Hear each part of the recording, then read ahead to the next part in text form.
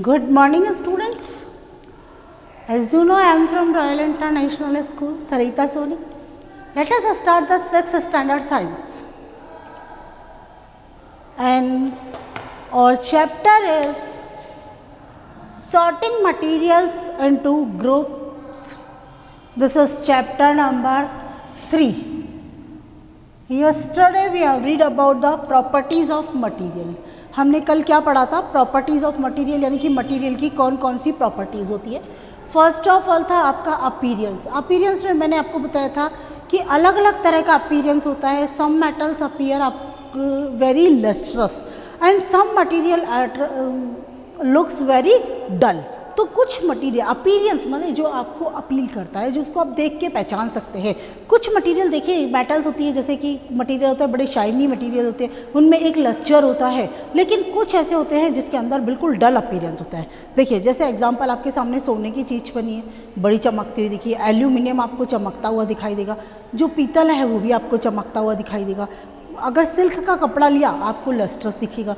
लेकिन इसके ऑपोजिट अगर आप किसी लोहे का टुकड़ा देख लो, उसमें कोई अपीयरेंस नहीं होती है. कोई बोर्ड देख लो, ठीक है, और जनरली लकड़ी की जो चीज़ें होती है ना, जो रॉ मटेरियल, तो उसको देखो आपको कहीं कोई एक जो डलनेस ही दिखेगी, उसके अंदर कहीं कहीं आपको ब्राइटनेस नहीं दिखेगी. तो उसको हमने बताया था आपको अपीयरेंस. तो on the basis of appearance you can separate the things, you can sort out the things. अलग अलग सॉर्ट आउट कर सकते हो कौन सी जो है लस्ट्रस है, कौन सी नॉन लस्ट्रस है. अगर आप देखें मिट्टी में कभी कोई चमक नहीं होती है. उसके अलावा अगर अपन देखते हैं तो लकड़ी है, प्लास्टिक है, इस तरह से जो होता हमने ग्रुपिंग कर दी. We have completed 2 questions. Page number 32 हमने 2 क्वेश्चंस भी किए थे कि ज्वेलरी किससे बनती है, तो गोल्ड से. अब सेकंड नंबर आता है आपका टेक्सचर. टेक्सचर क्या होता है? किसी चीज़ की बनावट जो होती है उसे हम टेक्सचर कहते हैं. When we touch different materials we find some materials are very smooth and some materials are very rough. कुछ चीज़ों को हाथ लगा, देखिए हमने बोर्ड को हाथ लगाया, बड़ा रफ स्मूथ है, सॉरी है. लेकिन अगर इसके विपरीत मैं किसी ऐसी चीज़ को हाथ लगाऊं जो बड़ा रफ सा होता है, इसके अंदर किनारे होते हैं, रेजेस होते हैं, और कई बार तो रैशेस वगैरह इतने ज़्यादा होते हैं कि आपकी उंगली में भी प्रॉब्लम क्रिएट कर देते हैं. तो that is the hardness and softness. तो सॉफ्ट मटेरियल होते हैं, बिल्कुल चिकने होते हैं. इनमें जब टच करते हैं तो बिल्कुल एक अजीब सी फीलिंग आती है आपको, ठीक है. देखिए जैसे अपन छोटे से बच्चे की स्किन को टच करते हैं, कितनी अच्छी सॉफ्ट लगती है, एकदम स्मूथ. लेकिन किसी बड़े इंसान की जिसमें झुर्रियाँ पड़ जाती है, या जिसकी यंग एज है, जिसके अंदर बहुत सारे पिंपल्स आ गए, उसको टच करके देखिए तो बहुत सारे रिजेस मिलेंगे आपको, ऊपर नीचे. नहीं, सॉफ्टनेस नहीं होगा ना. हम लोग बात कर रहे हैं यहाँ पे टेक्सचर की. तो टेक्सचर मतलब चिकनाहट उसके अंदर, तो वो नहीं होगा. मिरर के ऊपर हाथ लगाइए, यूँ एकदम से आपको साफ़ सुथरा मिलेगा, बिल्कुल चिकना मिलेगा. कांच के ऊपर मिल लिया, फ्लावर की पेटल्स अगर आप हाथ लगाएं, कितनी सॉफ्ट और कितनी अच्छी सी दिखती है, एकदम चिकनी, ठीक है. उसके अलावा अगर आप देखें तो किसी रफ धागे को, जिसको हम कहते हैं सूतली, होता है ना, जिसमें पैकेजिंग मटेरियल में काम में लेते हैं हम लोग, बड़ी बड़ी रस्सियाँ होती है, कुएं से पानी खींचना होता है, देखिए बिल्कुल रफ होता है. तो that is a texture. Textures are 2 types of texture. Number 1 is the smooth and another is the rough. Third number आता है hardness.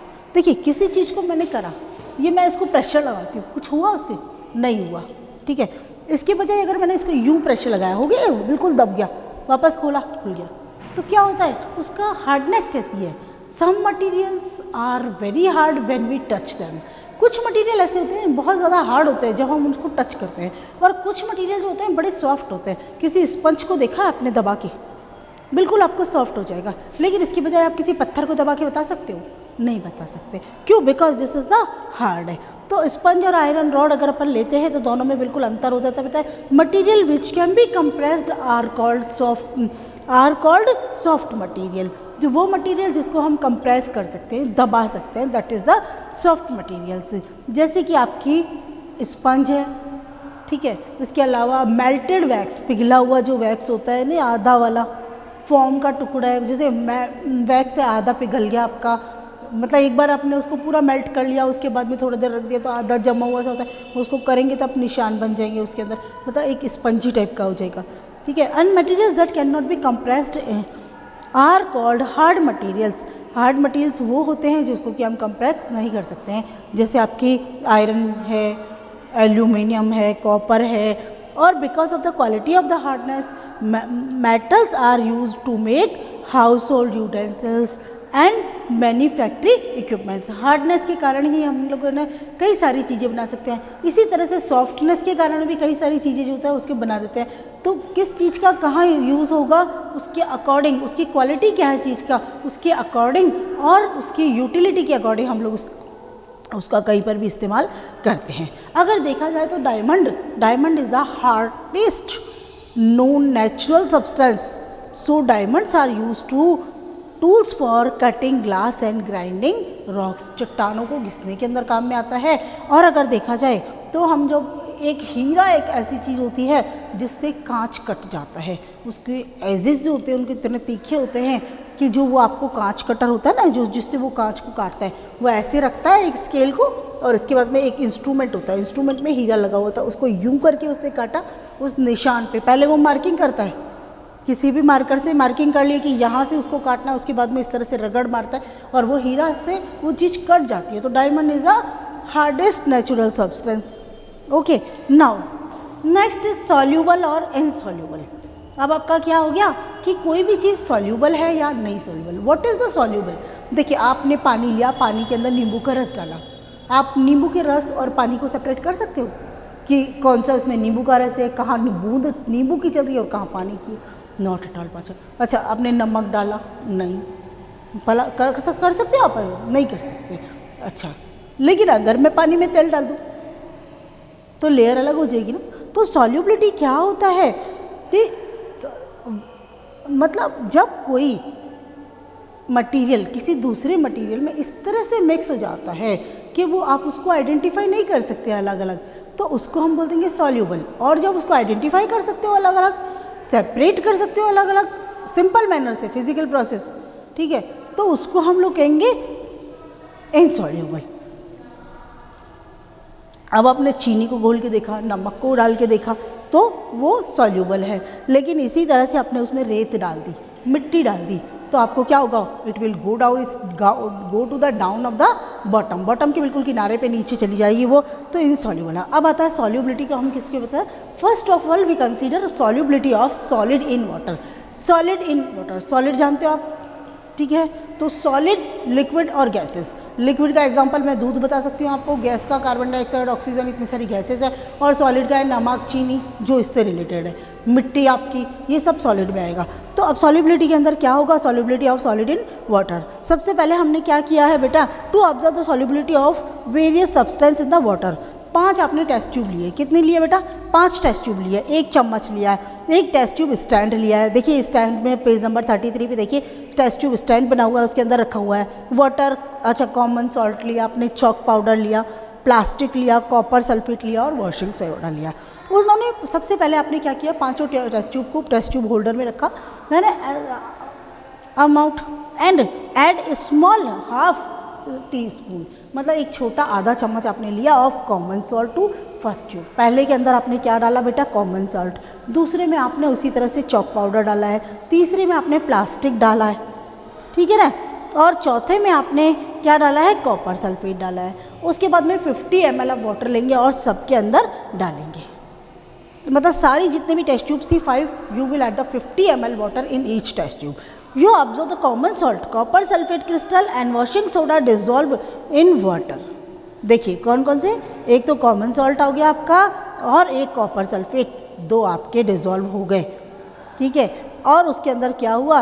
Washing soda dissolve in the water, whereas chalk powder and plastic do not dissolve in the water. Chalk powder और plastic आपका dissolve नहीं होता है। Hence क्या होगा कि some solids substances dissolve in water whereas substances do not dissolve in water, वो पानी में नहीं घुलते हैं। आ गया समझ में?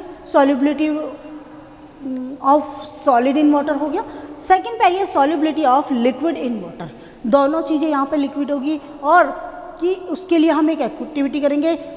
उसके अंदर क्या करेंगे? वही हमने 5 टेस्ट ट्यूब लिया है, ठीक है। टेस्ट ट्यूब स्टैंड ले लेंगे, water, glycerine, kerosene oil, vinegar, mustard oil और उसके बाद में क्या लेंगे? एक ड्रॉपर।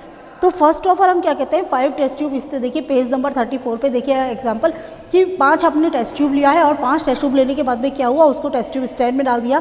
फर्स्ट में हमने ग्लिसरीन डाला है, दूसरे के अंदर हमने केरोसिन ऑयल डाला है, तीसरे में हमने विनेगर डाला, चौथे में हमने मस्टर्ड ऑयल डाला और पाँचवें में हमने क्या डाला, अल्कोहल डाला। और उसके बाद में हम क्या करेंगे,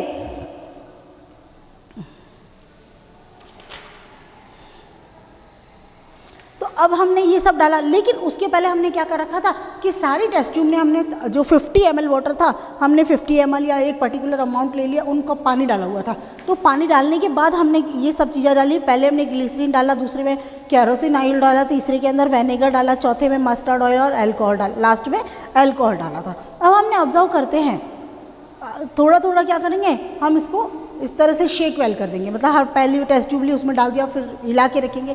इस तरह से पांचों जो टेस्ट ट्यूब थी हमने 1 बाय 1 उनको शेक वेल किया और उसको रख दिया। हम ऑब्जर्व करते हैं कि ग्लिसरीन, विनेगर और अल्कोहल पूरी तरह से पानी में मिक्स हो जाते हैं। We can not separate the glycerine, vinegar and alcohol with the water. Water से बिल्कुल आपको अलग नज़र नहीं आएगी, सारी एक समान नज़र आएगी। लेकिन यहाँ पर केरोसिन ऑयल और mustard oil they do not mix with the water, पानी के साथ कहीं कोई मिक्सिंग नहीं होती है उनकी, they form a separate layer, एक अलग सी लेयर बना के रखते हैं। इसको आप अपने घर में भी कर सकते हैं बेटा, कोई प्रॉब्लम नहीं है, बस अपनी मम्मा से पूछ लेना, उनकी गाइडेंस में करना, ताकि उनको कॉन्फिडेंस नहीं भाई हाँ बच्चा पूछ के कर रहा है, क्योंकि बर्बादी नहीं करनी हमको। आपके पास में टेस्ट ट्यूब नहीं है, आप एक कांच का ग्लास ले सकते हैं उसके लिए, जिसमें आपको आराम से दिखता है। और ज़रूरी नहीं कि आप पाँचों को एक साथ करें, आपको जब जो चीज़ अवेलेबल हो जाए उसको देख के आप कर सकते हैं। तो इससे क्या मिलेगा, the some liquids completely mix with the water and they are miscible, they are known as the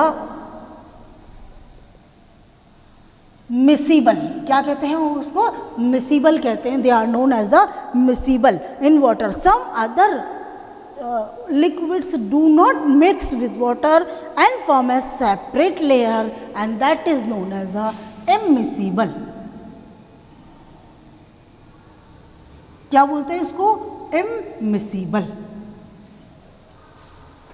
in water. अब आता है solubility of gases in water. अगर हम लोग बात करते हैं गैसेस की, बेटा गैसेस कौन सी होती है, carbon dioxide, oxygen, nitrogen, these all are known as the gases. Gases के अंदर क्या हो जाएगा कि some gases are soluble in water whereas some gases are insoluble in water. कुछ गैसेस होती है वो पानी में घुलनशील होती है, डिजॉल्व हो जाती है, और कुछ गैसेस जो होती है वो पानी में डिजॉल्व नहीं होती है। तो उसके अंदर क्या होता है, यूजुअली वाटर के अंदर थोड़ी मात्रा में तो गैसेस होती ही है। जैसे ऑक्सीजन होती है वो आपको घुली हुई मिलेगी।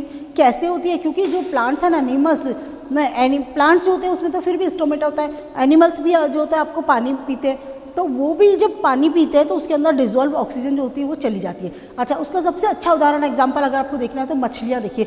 मछलियाँ क्या करती है, जो पानी होता है उसी के द्वारा वो जो होता है रेस्पिरेशन करती है। कैसे, पानी लेती है और पानी के साथ में जो होता है उसमें डिजॉल्व हुई ऑक्सीजन होती है और वो डिजॉल्व फॉर्म में भी उसको ले लेती है। उसके बाद में वो जब ब्रीथिंग आउट करती है तो उसके अंदर क्या होता है कि जो उसका पानी को ही वो बाहर निकालती है और उसमें क्या होता है, जो डिजॉल्व की हुई कार्बन डाइऑक्साइड होती है। It means carbon dioxide and oxygen, these are two gases, they are soluble in water, यानी कि ये आपकी सॉल्युबल होगी है।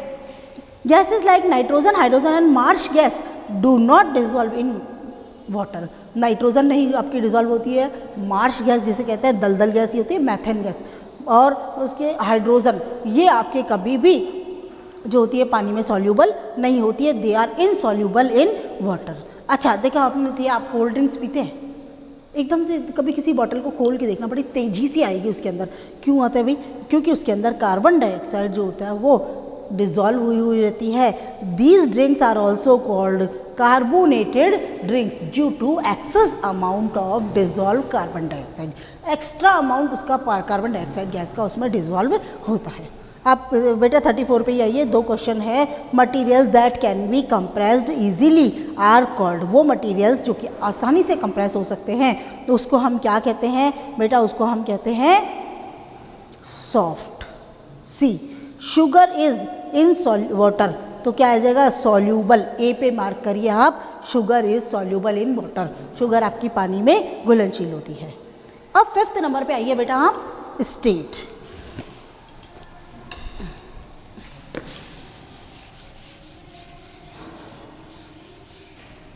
4 properties we have already read. Number 5 is the state. You know there are 3 state. कौन कौन से होते हैं स्टेट? सॉलिड, लिक्विड और गैसेस. तो अगर हम बात करते हैं कि ज़्यादातर जो मटेरियल्स होते हैं उनकी फिजिकल प्रॉपर्टी के अनुसार उनको अलग अलग हम लोग उसके अंदर ग्रुप में डिवाइड कर देते हैं. One is the solid, other is the liquid and other is the next is the gases. तो उसके अंदर बहुत सारे डिफरेंस होते हैं. अगर अपन देखते हैं तो सबसे पहले आता है शेप.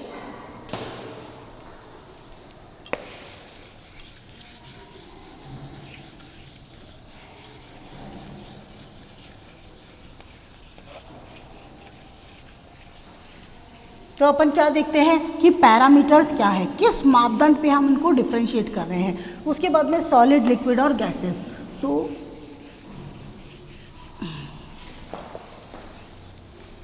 स्टेट पे अगर अपन देखते हैं तो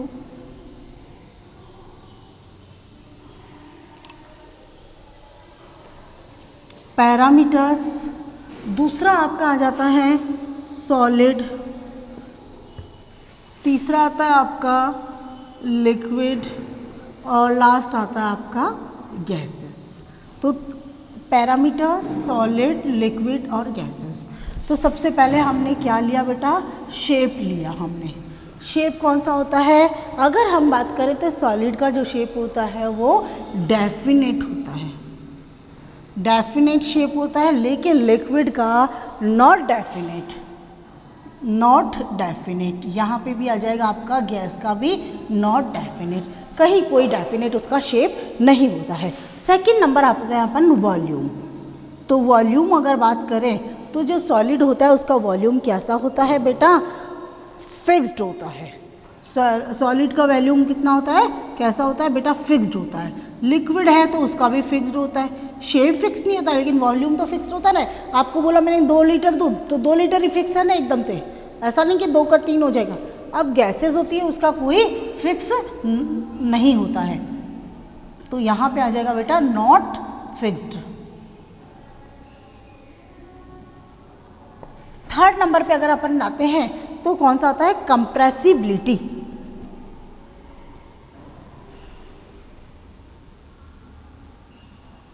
थर्ड नंबर पे आते हैं अपन कंप्रेसिबिलिटी.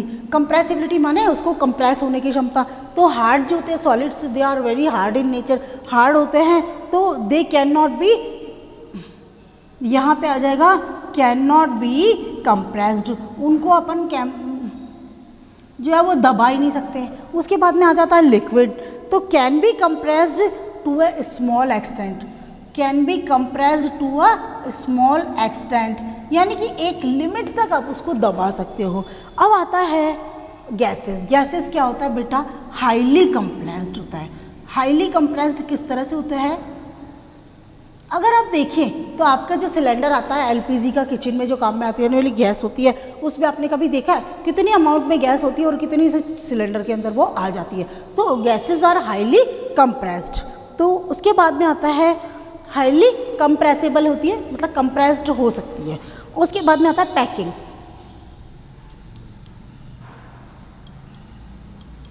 लास्ट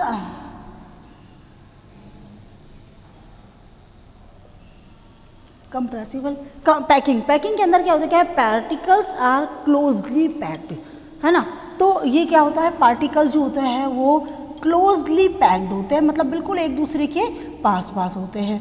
अब यहाँ पर हम लिक्विड की बात करते हैं, particles are less closely packed with respect to the solid. Particles क्या होते हैं? सॉलिड की तुलना में लेस जो होते हैं वो क्लोजली पैक्ड होते हैं सॉलिड की तुलना में. क्यों? सॉलिड को तो आप ऐसे दबा नहीं सकते अच्छी तरह से, पार्टिकल्स पास पास ही होते हैं उसके. लेकिन लिक्विड को क्या करते हैं? इधर उधर डाल सकते हैं ना, शेप डी शेप हो जाता है 1 मिनट में उसका, क्योंकि उसका कोई डेफिनेट शेप नहीं होता है.